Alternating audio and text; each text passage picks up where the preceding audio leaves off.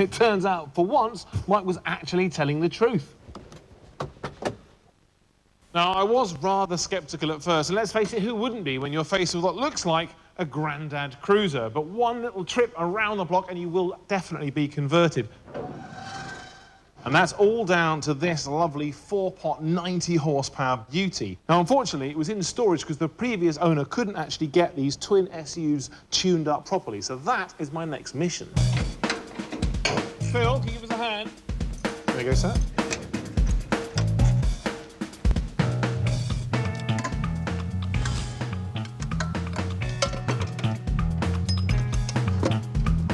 We've got our SU carburettors. Now, as many people know, the SU stands for Skinner's Union. There were two brothers that actually started this enterprise way back in 1902. But the SU is actually a shortened version of SSU, which stood for Sausage Skinner's Union. Yes, they were British pork butchers, and original carburetor design was actually inspired by a meat grinder. I guess if you squint at this enough, you can probably see some kind of resemblance. With the help of some plumbers, they ended up with actually a very clever and very simple carburetor. Now, we know that the carburetor's job is very important for a good running engine. Basically, what it needs to do is mix the fuel with the air that's rushing in the engine to be burned. What I need to do now is work out why these carburetors weren't working as best as they could. So the first thing I'll do is just take off the air filters.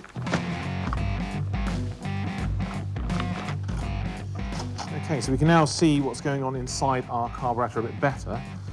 Now, one of the things that makes this carburetor unique, you can see this little piston inside there. Now, this carburetor is a constant velocity or variable choke design.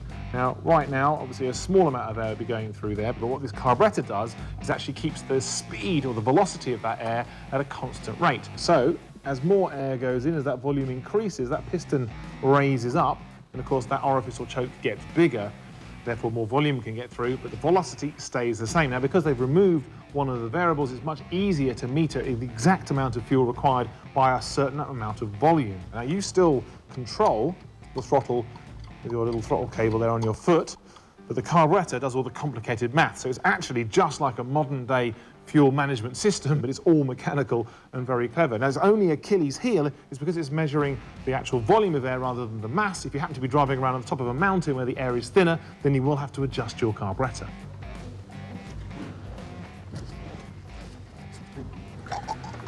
Right, so to test this, I'm just going to block off the secondary thing there. So this float works just like the cistern float in a toilet. So what I should do now, if I blow, so that's working perfectly. So basically it shuts off the fuel flow when there's enough in the bowl. Very good.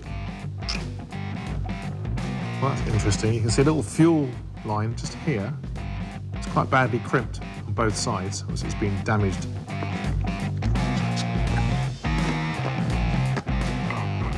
Pop all these parts into the bath, give it a really thorough clean, and then you actually replace all the gaskets and put everything back together again.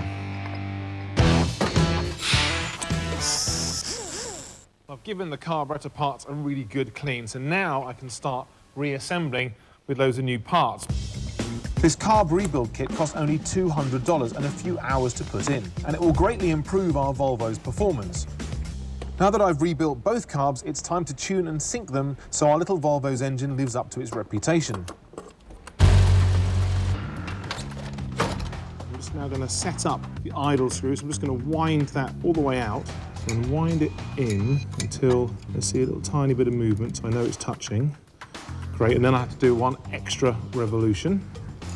Just half, one. Do the same on the other side, because everything we have to do here was it to do to both carburetors.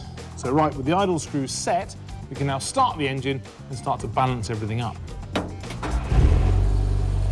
I'm now going to use the synchronometer, which measures the amount of air flowing through it, to actually synchronise the two carburetors. So we've got about 12 or so there. On this side, whoa, we've got like 30 odd. So now I'm going to wind this down, this idle screw, try and get the idle a bit more sensible. Not happy, so on this side I try and wind it back up again. Right, so having got this engine to idle at pretty much the lowest revs I can, the next thing I need to do is to adjust the air-fuel mixture by moving the jet up and down in relation to the needle. Now, there's a nice little rule of thumb. If I actually move the piston up probably about 1 millimetre or so. Then if I listen to the engine notes, if it kind of goes up and stays up, then it's a little bit too rich. If it goes down, almost dies, then it's too lean. But if it goes up and then sort of settles down again, then we're all good. First of all, just see where we're at. So that's a bit too rich right now, so just going to wind it in. So it's getting better.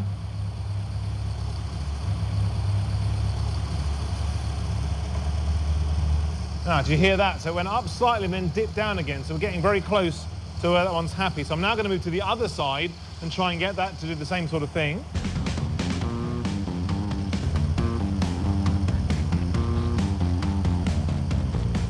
So one last adjustment, I think we're there. So that is now pretty nice. So finally we have some beautifully tuned SUs.